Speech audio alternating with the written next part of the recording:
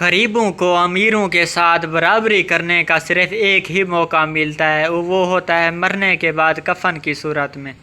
اس افسانے کا نام ہے چراغ قلعہ اور اس کو تحریر کیا ہے ڈاکٹر حاجرہ مسرور نے۔ شام کی بڑھتی ہوئی اداس تاریکی میں سامنے کی ہر چیز آہستہ آہستہ دھندلی پڑتی جا رہی تھی۔ اس نے نظریں پھرا پھرا کر بغیر پلستر کی دیواروں کو دیکھنا شروع کیا جو اندھیرے میں ڈوب کر بھیانک ہوتی چلی جا رہی تھی، جیسے وہ سیاہ رنگ میں نہا گئی ہوں۔ اندھیرا اور تنہائی اس کا جی الٹنے لگا تو کھانستی ہوئی اٹھ کر بیٹھ گئی۔ اسے اپنے ابا کا انتظار تھا جو کام پر سے آ کر جانے کہاں چلا گیا تھا۔ یہ خیال نہیں آتا کہ اکیلے گھر میں جی گھبراتا ہوگا میرا۔ وہ جھنجھلاہٹ میں رہ رہ کر بس یہی سوچ رہی تھی۔ اس کا جی چاہ رہا تھا کہ زور زور سے رونے لگے، لیکن آنسوؤں کا ذخیرہ جیسے حلق میں اٹک کر رہ گیا تھا، اس سے رویا بھی نہ گیا۔ اس نے دوبارہ الجھ کر ادھر ادھر دیکھنا شروع کیا تو ہر طرف بس یوں ہی نظر آنے لگا جیسے نئے سفید کپڑوں میں لپٹے ہوئے ڈھانچے سامنے کی اندھیری کوٹھڑی سے نکل کر سارے گھر میں گھوم پھر رہے ہوں۔ اس کے ذہن پر ان ڈھانچوں کی ہڈیوں کی چٹخ اور نئے سفید کپڑوں کی مدھم کھڑکھڑاہٹ اس طرح چھا گئی کہ وہ آنکھیں میچ کر دوبارہ چارپائی پر لٹک گئی، بالکل بے حس و حرکت جیسے اس کا دم ہی نکل گیا ہو۔ نئے سفید کپڑوں میں لپٹے ہوئے ڈھانچوں کی ہڈیوں کی چٹخ اور کپڑوں کی کھڑکھڑاہٹ، یہ تو بس اس کا وہم ہی وہم تھا۔ کچھ دنوں سے جسم کے ساتھ ساتھ اس کا دماغ بھی بہت کمزور ہو گیا تھا۔ رات کو تو خیر رات ہی تھی، وہ دوپہر بھی اکثر یہی وہم کرتی، بس جدھر بھی نظریں جما کر دیکھتی یہی لگتا کہ کوئی سفید سفید کپڑوں میں لپٹا چلا آ رہا ہے، بالکل اسی وضع کے کپڑے جو اس کی ماں کو مرنے کے بعد پہنائے گئے تھے۔ دروازہ مانوس طریقے سے چرمایا اور پھر کھٹک سے بند ہو گیا۔ اس نے کپ کپا کر آنکھیں کھول دی۔ جب کچھ نظر نہ پڑا تو مری ہوئی آواز میں بولی، کون ہے؟ میں ہوں اچھن، یہ اس کے باپ کی آواز تھی۔ کہاں تھے ابا؟ میرا دل اکیلے میں گھبرا رہا تھا، اس نے شکایت کی تو جیسے اس کے حلق میں آنسوؤں کا ذخیرہ دوبارہ پھنس گیا اور آنکھیں پتنے لگی۔ ذرا کام گیا تھا بیٹا، چراغ نہیں جلایا؟ باپ نے چارپائی کے پائے سے ٹھوکر کھائی تو جھلا کر پوچھا اور اپنی چارپائی پر بیٹھ گیا۔ دیا سلائی نہیں تھی ابا؟ یہ لو دیا سلائی۔ باپ نے جیب سے دیا سلائی نکال کر ایک بیڑی سلگائی تو دیا سلائی کی روشنی میں اس کا چہرہ بڑا وحشت زدہ نظر آیا۔ الجھی ہوئی کھچڑی داڑھی، ہونٹوں پر اوندھی ہوئی مونچھیں، لکیروں سے پٹی ہوئی پیشانی، ابلی ہوئی آنکھیں پتلی تیلی جل کر ایک ننھی سی کمان کی طرح نم کھا گئی اور چرمراتی ہوئی بیڑی کا دھواں چھوٹے سے آنگن میں پھیل گیا۔ وہ کانپتی ہوئی پٹی پر زور دے کر اٹھ بیٹھی۔ بیڑی کے دھوئیں سے اس کا جی متلا رہا تھا۔ کیسا جی ہے اچھن؟ باپ نے بیڑی کا ایک طویل کش لایا تو ہلکی سی سرخ روشنی میں اس کی ابلی ہوئی آنکھیں چمک اٹھی۔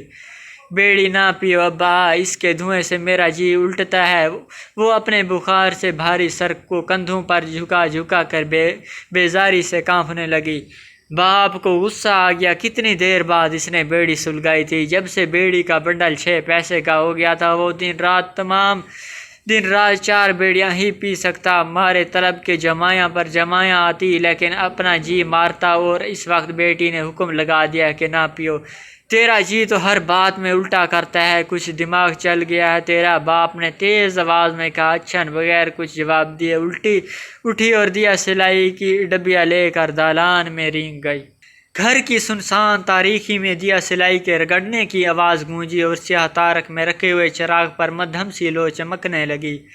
وہ سیدھا دالان کے ستون کا سایہ چھوٹے سے آنگن سے گزر کر سامنے کی دیوار تک چڑھ گیا تو اچھن نے دیا سلائی کی ڈبیا مٹھی میں دبا کر اپنا سر تاک کے برابر ٹیک دیا اور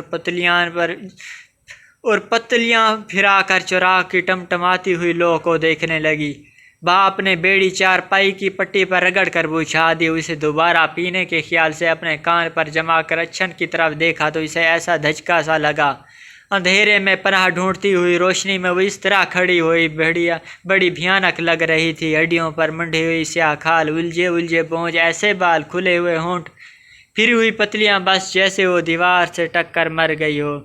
ابھی دوسرا سال تو تھا کہ باپ نے اچھن کی ماں کو بالکل اسی حالت میں بستر پر پڑے دیکھا تھا۔ کھلے ہوئے ہونٹ، پھری پتلیاں، یہ دیکھ کر وہ بجائے رونے دھونے کے غضوں نئے کپڑوں کے پھیر میں پڑ گیا۔ چھتروں گدڑوں پر پڑا ہوا غریب عورت کا بے جان جسم، اسے دنیا کے قاعدے کے بموں جب کفن چاہیے تھا، غضوں نیا تھان پر اسے اتارا ہوا کپڑا چاہیے۔ وہ زندگی میں ایک عرصے سے اچھا کپڑا نہ پہن سکی، وہ پاجامے کو ترستی ہی رہی، مگر اس سے کیا ہوتا ہے؟ غریبوں کو امیروں کے ساتھ برابری کرنے کا بس ایک ہی موقع تو ملتا ہے دنیا میں، وہ بھی مرنے کے بعد کفن کے لیے۔ اصل بات تو یہ ہے کہ غریب پیدا ہی اس لیے ہوتے ہیں کہ مرنے کے بعد امیروں کی برابری کر لیں۔ تو اچھن کے ماں کے لیے کفن چاہیے تھا، اس کے لیے اچھن کا باپ انتہائی فکر مند تھا۔ وہ سوچ رہا تھا کہ اگر اچھن کی ماں زندگی میں ہر ایک کے سامنے لیرے لیرے کپڑے پہنی رہی تو اس کا یہ مطلب تھوڑی ہے کہ وہ قبر میں بھی یوں ہی رکھ دی جاتی۔ اس لیے اس نے جان پہچان والوں کے دروازے کھٹکھٹائے، ادھر ادھر دوڑے بیچارہ، لیکن کہیں سے بھی اتنے روپے کا انتظام نہ ہو سکا کہ کفن خریدا جا سکا۔ انتظام ہوتا بھی کیسے؟ اس کے جان پہچان والے ہی کون سے دو وقت پیٹ بھر کھانے والوں میں سے تھے۔ آخر وہ سب کی طرف سے مایوس ہو کر اپنے مالک کے پاس گیا، جس کی دکان پر وہ 10 روپے مہینے کے اور صبح سے شام تک حساب کتاب لکھا کرتا تھا۔ اس نے اپنی الجھی ہوئی میلی داڑھی کو آنسوؤں سے بھگو کر ہاتھ جوڑتے ہوئے کہا کہ مالک، میرے گھر میں بے کفن کی لاش پڑی ہے، کچھ قرض۔ اور مالک نے بات کاٹ کر نرم لہجے میں جواب دیا، منشی جی، یہ اللہ کے گھر کا کام ہے، قرض نہیں لو، یہ روپیہ ادا کرنے کی فکر نہ کرنا۔ تاجر مالک نے 25 روپے اس کے ہاتھ پر رکھ دیے۔ روٹیوں کو ترستی، کپڑے کو بلکتی، حکیم صاحب کا نسخہ پینے کو سسکتی ہوئی اچھن کی ماں ایک دم 25 روپے کا خرچ کروا کر زمین میں جا چھپی۔ اور اب اچھن باپ فکر مند آنکھوں سے اچھن کو تک رہا تھا، جو اب تک بے حس و حرکت دیوار سے سر ٹکیے چراغ کی مدھم لو کو پتلیوں پھرائے تکے جا رہی تھی۔ ماں کے مرنے کے بعد اسے بھی نہ جانے کیا ہوتا جا رہا تھا، بس گھلتی ہوئی چلی جا رہی تھی۔ وہی ماں، کھانسی اور ہلکا بخار، ادھر پڑی ہے، باپ غریب اس کی حالت کو سمجھتا تو خوب، مگر علاج کیا خاک کرتا، زیادہ سے زیادہ وہی خیراتی اسپتال کی دوائیں، جن میں دوا تو برائے نام تھی، ہاں پانی ہی پانی ہوتا۔ سرکاری اسپتال میں دی جانے والی دوائیں الٹا نقصان ہی کرتی ہیں۔ وہ جب اچھن کی ماں کے لیے کچھ نہ کر سکا تو اچھن کے لیے کہاں سے ڈاکٹر پکڑ لاتا؟ پہلے بھی 10 روپے پاتا تھا، اب بھی۔ ہاں، روپے کی قیمت بازار میں پہلے سے کہیں زیادہ گھٹ گئی تھی۔ جب اچھن کی ماں مری تھی تو بازار میں آٹا 4 سے روپے کا کام مل جاتا تھا، اور اب 2.5 روپے سیر بھی مشکل سے ملتا تھا۔ ہر چیز مہنگائی کی انتہا کو پہنچ چکی تھی، لیکن دکان کا پرانا منشی اتنا ہی سستا تھا جتنا 20 سال پہلے۔ اس کی آنکھوں کے سامنے لڑائی شروع ہونے سے قبل جو چیزیں 2 پیسے کو لے کر دکان میں بھری گئی تھی، وہ لڑائی شروع ہوتے ہی مہنگی ہوتی گئی، یہاں تک کہ 2 پیسے کی چیز نے 8-10 گنا نفع دیا۔ گویا چیزیں جیسے پرانی ہوتی گئی ویسے قیمتی بھی، لیکن اس پرانے منشی کے 10 روپے کی قیمت بازار میں گھٹتی ہی چلی گئی۔ دکان میں ہن برس رہا تھا، مالک کے کان پر بینک میں سونے چاندی کے پہاڑ کھڑے ہو رہے تھے، تو اسے کیا؟ وہی مثل کے بی بی عید آئی، جواب ملا، دور موئی تجھے اپنی ٹکیا روٹی سے مطلب، اسے تو جیسے اپنے 10 روپوں کے سائے میں بٹھا دیا گیا تھا، جہاں ضروریات زندگی کی قیمتوں کا دائرہ روز بروز تنگ ہی ہوتا چلا جا رہا تھا۔ اس نے سنا کہ مل مزدوروں نے مہنگائی بھتہ لینا شروع کر دی ہے، کسانوں کی بنائی، معمولی دکانوں کے ملازموں کی تنخواہوں میں بھی اضافہ ہو گیا، اور یہاں تک کہ بوجھ اٹھانے والوں نے بھی اپنی مزدوری بڑھا دی۔ تو اس کے دل میں بھی امنگ اٹھی کہ مالک سے صاف کہہ دے کہ میری تنخواہ بڑھاؤ، لیکن شاید مالک نے اس کا خیال بھانپ کر پہلے ہی سے ہر وقت سنانا شروع کر دیا کہ منشی جی، بڑھاپے سے تمہارا دماغ خراب ہو گیا ہے، اب گھر بیٹھو، نوکری چھوڑ کر، یہ دیکھو تم نے حساب میں اتنی رقم بھی ابھی تک نہیں جوڑی۔ مجھے منشیوں کی کمی نہیں، میں تو تمہارے پرانے ہونے کا خیال کرتا ہوں، سمجھے؟ آئے دن یہ سن کر اس کا جی سوکھتا کہ کہیں ان 10 روپوں کے بھی لالے نہ پڑ جائیں، اور اس دن کو کوستا جب اس کے دل میں تنخواہ بڑھانے کا منحوس خیال آیا تھا۔ اچھن سوکھتی جا رہی تھی، اس کے لیے وہ انتہائی فکر مند تھا۔ پاس پڑوس والے کہتے کہ منشی جی، لیکن مشورہ دینے والے جیسے یہ سوچتے ہی نہ تھے کہ غریب کی لڑکی غریب ہی کے گھر جائے گی، کس 10-12 روپے کسی 10-12 روپے پانے والے کی عورت کیا پہنے گی اور کیا کھائے گی؟ آخر اچھن کی ماں بھی تو شوہر والی تھی، کون سا سکھ اٹھا لیا غریب نے؟ اچھن کو اس قدر عجیب طریقے سے کھڑے دیکھ کر باپ کی طبیعت الجھتی ہی چلی جا رہی تھی۔ اچانک اسے خیال آیا کہ کہیں وہ اس کی بیڑی پینے کے بارے میں تو اتنی رنجیدہ نہ ہو گئی ہو۔ اچھن اس طرح کیوں کھڑی ہے؟ اب میں بیڑی نہیں پیوں گا۔ کچھ نہیں ابا، اس نے دیوار سے سر اٹھا کر غور سے باپ کی طرف دیکھا۔ میں سوچ رہی تھی کہ چراغ کی لو بڑھا دوں ذرا۔ اس کے لہجے میں بڑی آرزو اور خوشامد تھی، لیکن یہ سن کر باپ پر سے جیسے بھاری بوجھ ہٹ گیا۔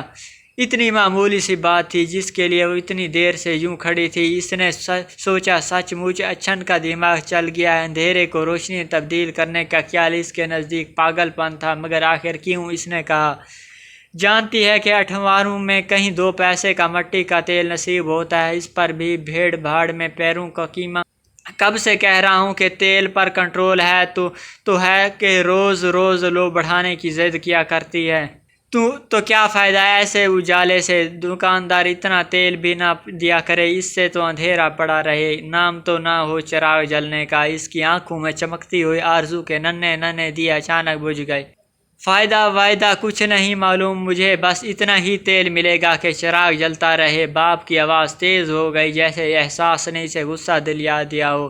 چاہے روشنی نہ ہو، اس کے ہونٹ پھٹک اٹھے۔ ہاں، باپ کا جواب گھر کی سنسان نیم تاریکی کو اور بھی تاریکی کر گیا۔ میرا تو جی الٹتا ہے ایسے اجالے سے، اس نے مردہ سی آواز میں کہا، لیکن باپ نے کوئی جواب نہیں دیا، جیسے وہ بیٹی کے بات میں جی گھبرانے سے ناراض ہو گیا ہو۔ وہ مایوس ہو کر لڑکھڑاتی ہوئی دالان سے نکل آئی اور اپنی چارپائی پر پاؤں لٹکا کر بیٹھ گئی۔ اسے اپنے ابا پر غصہ آ رہا تھا کہ آخر وہ اس برائے نام روشنی پر قناعت کیوں کرتے ہیں۔ مٹی کا تیل اسے روزانہ کیوں نہیں ملتا، جبکہ گلی کے نکڑ والے خوبصورت 2 منزلہ گھر میں تمام رات بڑی بڑی لائٹوں کے روشنی میں رہتے ہیں، بالکل اس طرح جیسے سیاہ تاک میں رکھا ہوا چراغ، جس کی مدھم روشنی پر چاروں طرف سے اندھیرا منڈلاتا رہا ہو۔ اچھن بیچ و تاب کھاتی اپنی چارپائی پر لڑک گئی۔ اس کا جی گھبرا رہا تھا اور ہر طرف سے سفید نئے کپڑوں کی کھڑکھڑاہٹ صاف سنائی دے رہی تھی۔ اس کا جی چاہ رہا تھا کہ وہ زور زور سے رو کر اپنے ابا کی قناعت پسندی کا ڈھورا پیٹے، لیکن اس سے رویا بھی نہ گیا۔ آنسو کا ذخیرہ تو حلق جیسے حلق ہی میں پھنس کر رہ گیا تھا۔